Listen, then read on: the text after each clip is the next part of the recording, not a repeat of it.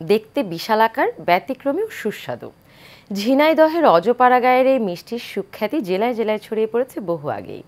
এখন বিদেশেও ছড়িয়ে পড়েছে এর খ্যাতি। প্রতিনিধি মিজানুর রহমানের তথ্য এবং ছবিতে বিস্তারিত জানাচ্ছেন সঞ্জিতা হক। ঝিনাইদহ জেলা শহর থেকে ৭ কিলোমিটার দূরে সীমান্তবর্তী উপজেলা মহেশপুরের ভৈরবা বাজার। সপ্তাহে ২ দিন বসে এই বাজার, বিকিকিনি চলে গভীর রাত পর্যন্ত। আর এই বাজারে ৩৫ বছর মিষ্টি বিক্রি করছেন হযরত আলী। ৪ ধরনের মিষ্টি বিক্রি করেন তিনি, যার মধ্যে রয়েছে বালিশ মিষ্টি, যার ওজন হয় প্রায় ৩ কেজি। রয়েছে রসগোল্লা, চমচম সহ আরও হরেক রকমের মিষ্টি। আমরা এই ইউটিউব চ্যানেল দেখেই এসেছি, এখন খেয়ে অনেক ভালো লাগলো, অনেক সুস্বাদু।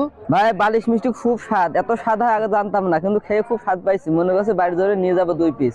দেশীয় যে গরুর দুধ দিয়ে তৈরি, অনেক স্বাদ। বাংলাদেশের ৬টি জেলা থেকে আসে এবং পার্শ্ববর্তী রাষ্ট্র ইন্ডিয়া থেকেও যারা এখানে আসে মিষ্টি খাওয়ার জন্য, অন্যান্য কাজে আসলে মিষ্টি না খেয়ে তারা যায় না। কারিগররা জানান, বাজারে বেশ কয়েকটি দোকান আছে, তবে হযরত আলীর দোকানের মিষ্টিতে কেমিক্যাল ব্যবহার না করায় চাহিদা বেশি।